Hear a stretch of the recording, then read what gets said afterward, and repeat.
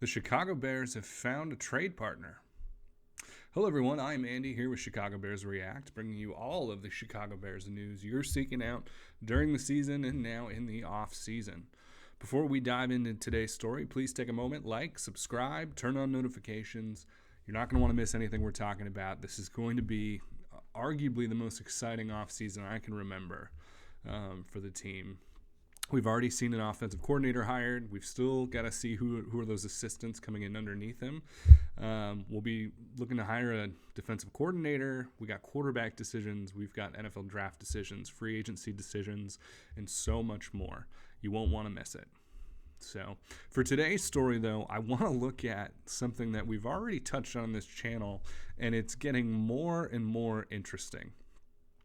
So you may recall that I mentioned in one of the previous videos that former Chicago Bears front office member Champ Kelly was in line to become the new GM of the Raiders.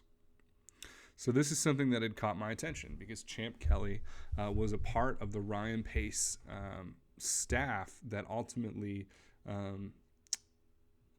brought in Justin Fields. So this is somebody who we don't know for certain, but it stands to reason there was conviction in that front office, and so he was probably somebody who had a really high grade on Justin, somebody who thought favorably of Justin. And the Raiders brought him in, and for a while it looked like the job was his, and ultimately they ended up going with a different candidate. Didn't know what to make of that until yesterday. It was reported by Tom Pelissero that the Raiders are interviewing Luke Getsy. Let that sink in. Luke Getsy. So Luke Getsy, all right, let's be fair for a moment. Bears fans obviously were frustrated with the state of the offense. However, it's easy to point fingers at your offensive coordinator when you're expecting, to see like this huge leap from the offense. But one thing that I think Bears fans have to be realistic about is most fan bases are also frustrated with their offensive play caller. They're pretty rare. They're hard to find. There's a reason why better coaches are being passed over for head coaching jobs so that those positions can be filled by a stud offensive play caller, because at the end of the day, it's the only way to ensure that your offensive play caller doesn't leave is to give them that head position. And so they're hard to find. There's just not that many of them. And so ultimately, while yes, Luke Getsy was at the helm of a mediocre offense, as Tom points out here, Chicago was a top 2 rushing team the last 2 seasons with Luke Getsy calling plays. That's not, was it good enough? No.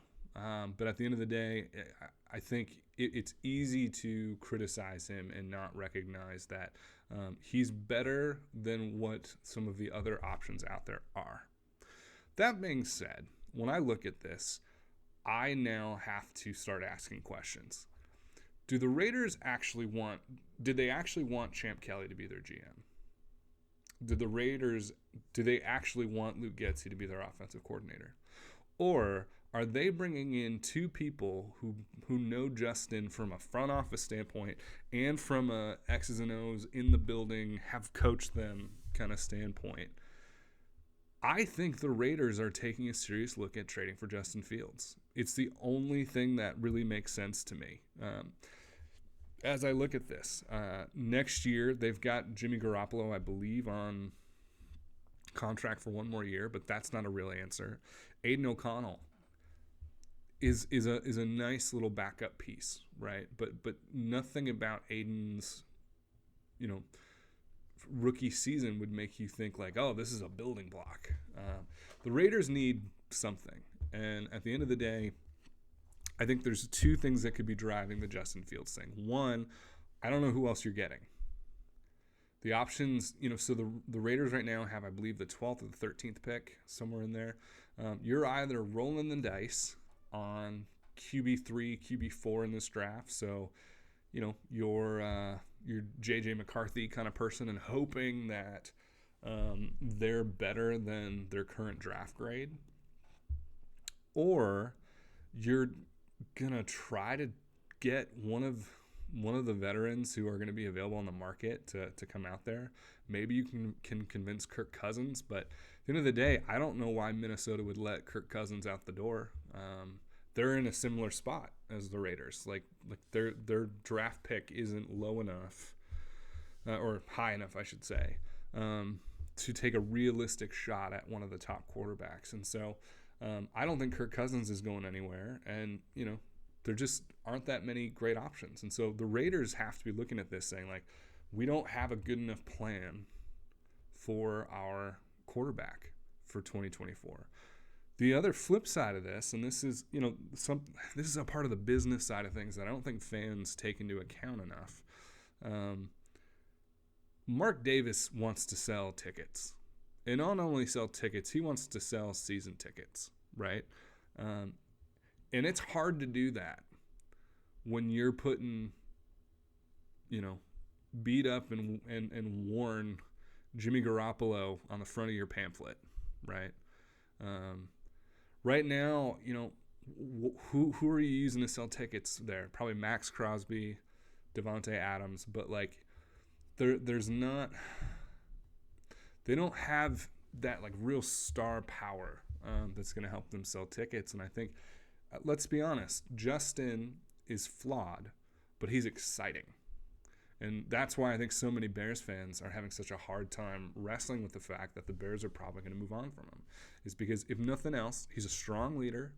He's at least probably serviceable starting quarterback, and he's exciting. He will sell tickets. And so I look at this and I say, I think the Raiders are going to make an offer for Fields. I think that's why they talked to Getsy. I think that's why they talked to Champ Kelly. I think they're doing their due diligence so that they can make, an informed kind of decision. And so what that capital will be, I don't know. The Raiders currently have, as far as I can tell, it looks like they've got their picks. They've got, picks in the first round, second round, third round. Yeah, they've got the capital. The question is, can the Bears get that first round pick? Can they get that number 12, number 13 pick, whatever it actually is? Can they get that?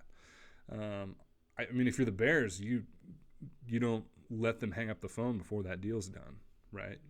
That getting a top 15 pick for Fields feels a little bit like a stretch, but it's been reported by Mel Kiper that he believes the Bears could get it. And at the end of the day, all it takes is one or two teams getting into a bidding war with either themselves or with another team to jack up that price. And so let's say the Falcons are also interested.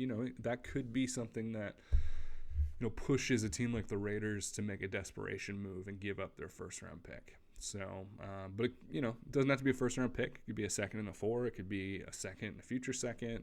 There's a lot of different options. And I think, for me, I'm looking at the Bears draft situation, and they've got those 2 first round picks right now, those 2 top 10 picks, but they don't have a second round pick, and they've got holes they've got to fill.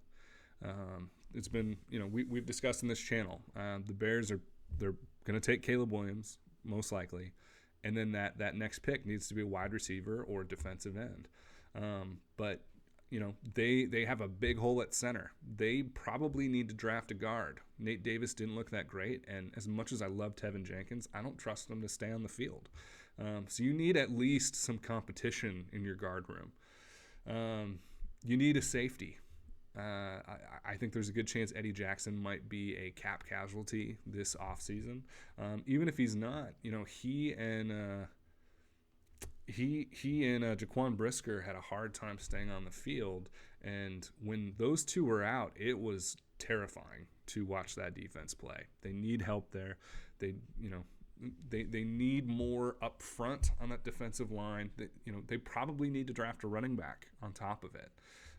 Khalil Herbert, I don't think is the answer. Roschon Johnson is a great rotation back. I don't think he's going to be your every down back. So, there's a lot of holes in here, and it's going to be harder and harder to plug those holes as you get into the third round, the fourth round, the fifth round. If the Bears could find a way to get another first round or a second round pick, it gives them an opportunity to take a swing at another potential starter. So, let me know what you think, though. Is this all just conjecture, or do you think that there's a real fire behind the smoke? Because to me, it looks like the Raiders are gearing up to make a significant offer.